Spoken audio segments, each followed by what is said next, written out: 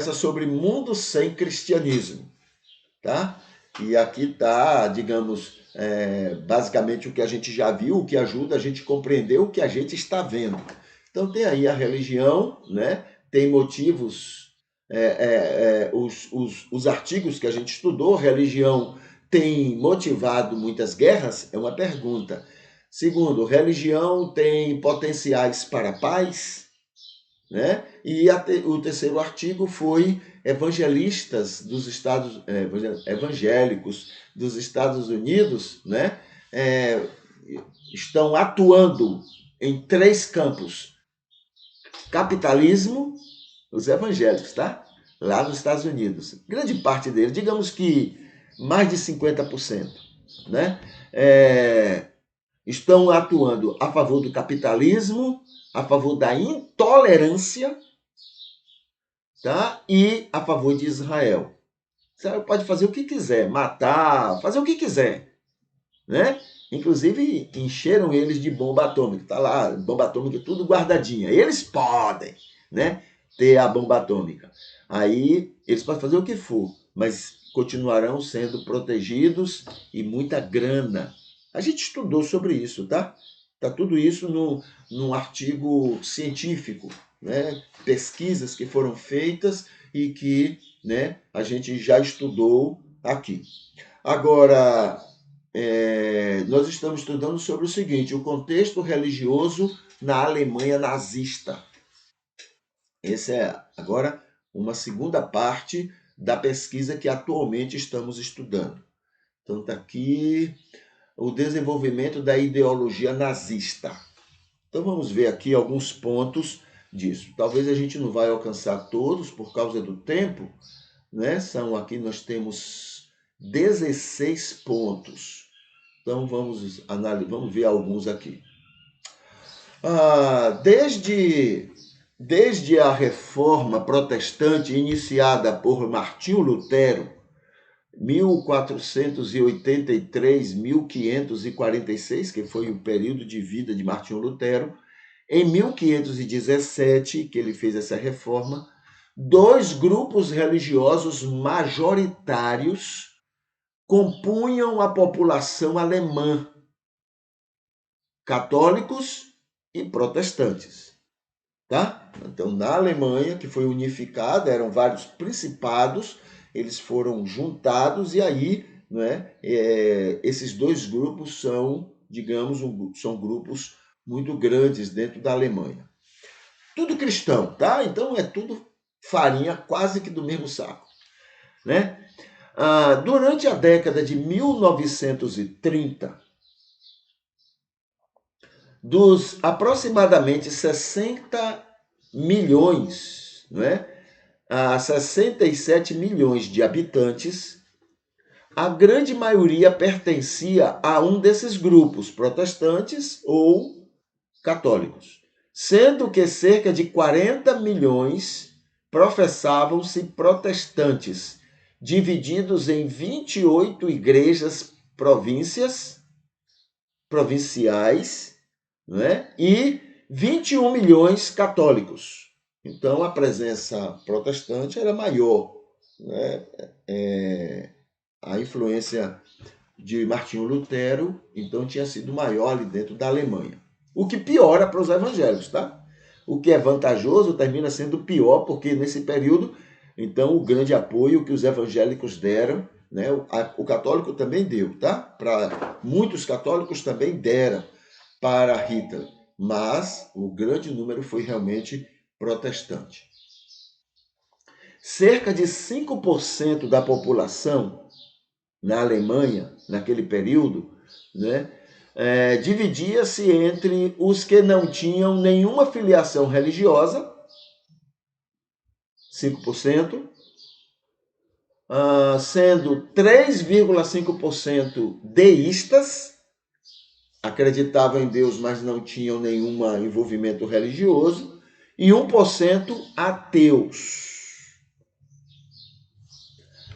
Aproximadamente 620 mil, menos de 1%, eram membros de religiões menores, né? 620 mil eram membros de religiões menores, nos seguintes valores aproximados. A nova Igreja Apostólica tinha uns 250 mil.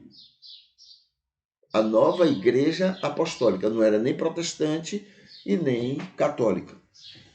Os adventistas do sétimo dia tinham 36 mil evangélicos, tá? 36 mil.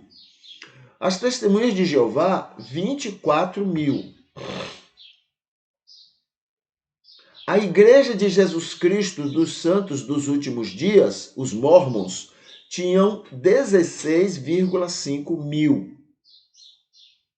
E a primeira Igreja de Cristo, cientista, também tinha um número razoável de pessoas. Um número pequeno, né, como esses grupos outros aqui. Tá? Isso tudo na Alemanha naquela época. Os demais dividiam-se em membros de igrejas reunidas sob a união das igrejas livres da Alemanha, entre as quais os batistas e os metodistas.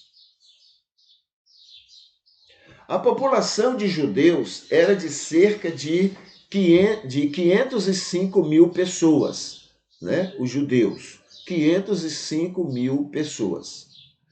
Antes de aprofundar, porém, uma análise da ideologia nazista como religião e da relação dele com as religiões, convém um breve retrospecto dos fatos que o conduziram ao poder, o nazismo, né?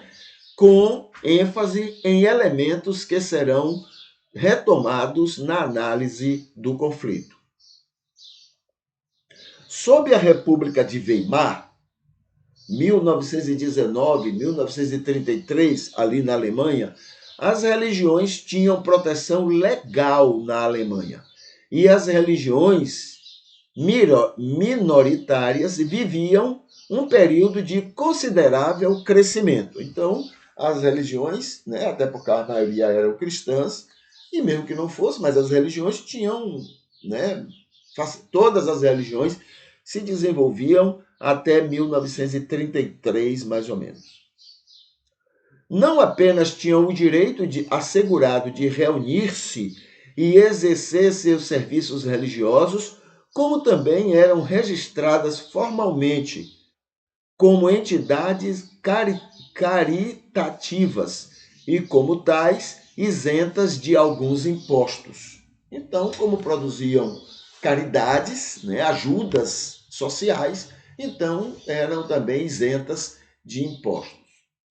Além disso, caso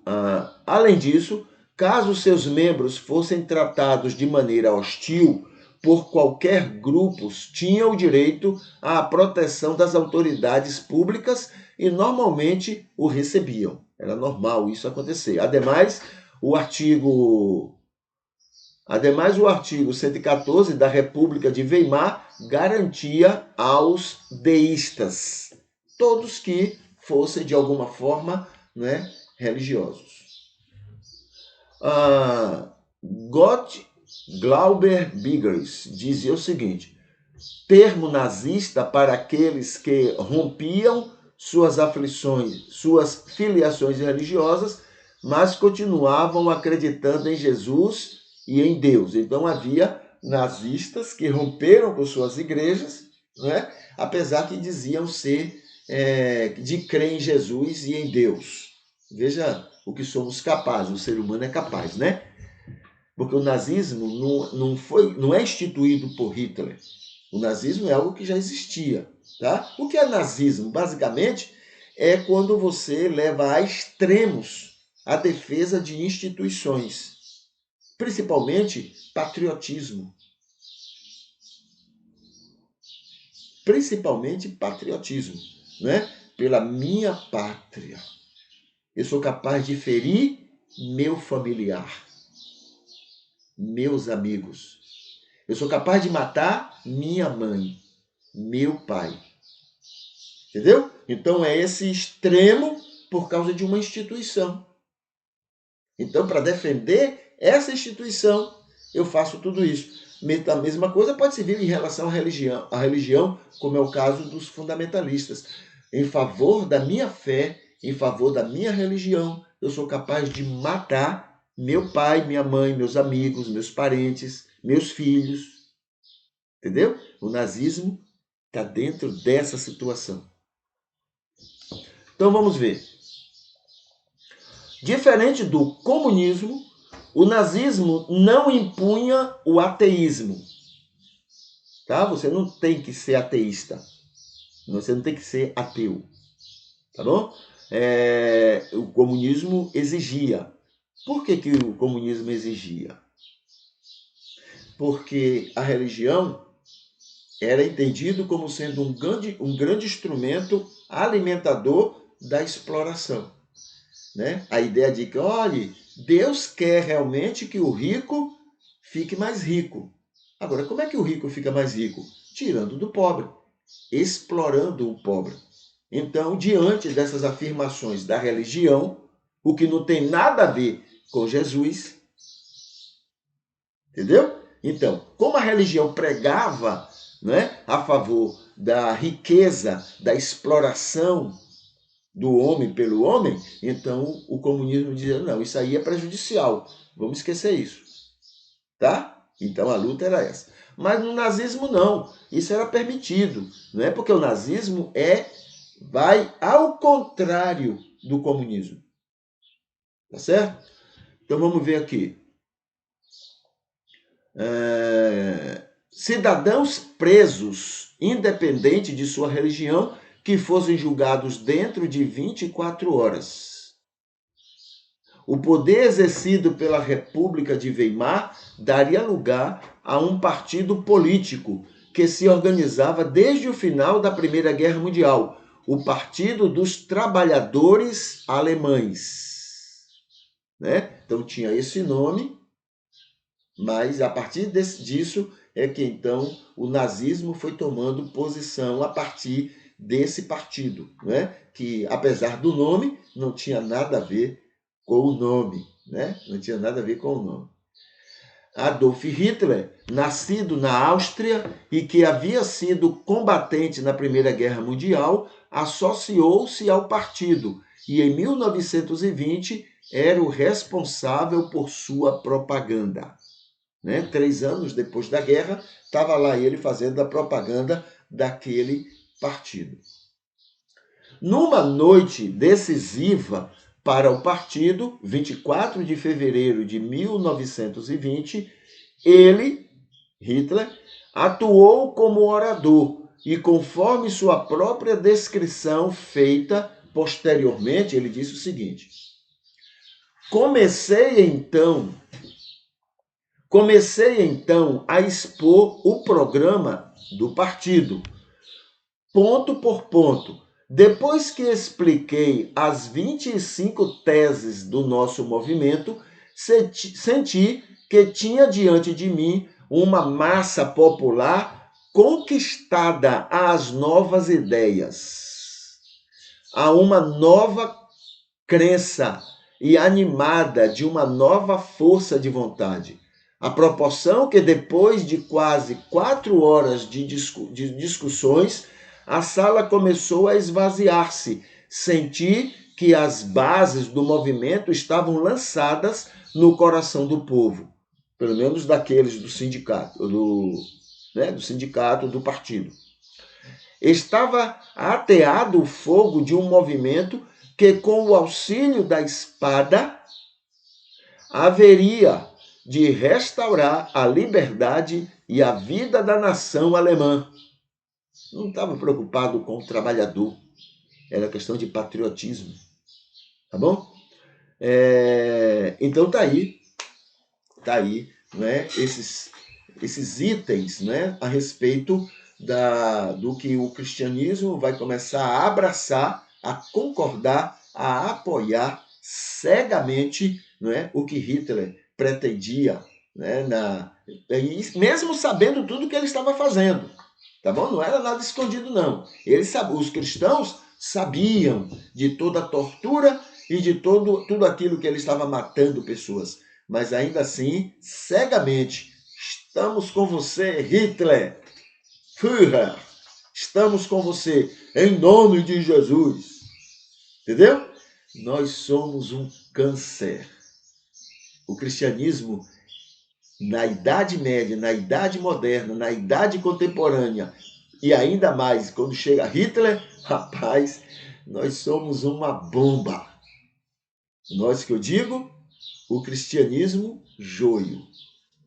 Tá? O cristianismo trigo tem culpa? Tem. Por quê? Se cala. É pacífico. Se cala. Não reclama. Não fala para o mundo, não, isso aí não tem nada a ver com a gente, não. Isso aí é outro cristianismo. Não, a gente se cala. Quem cala, consente, concorda, apoia. O mundo todo está vendo. Eles são iguais. Uns têm coragem de falar e os outros ficam calados. Pensam igualmente. Entendeu? Então esse que é o caso. Muito bem.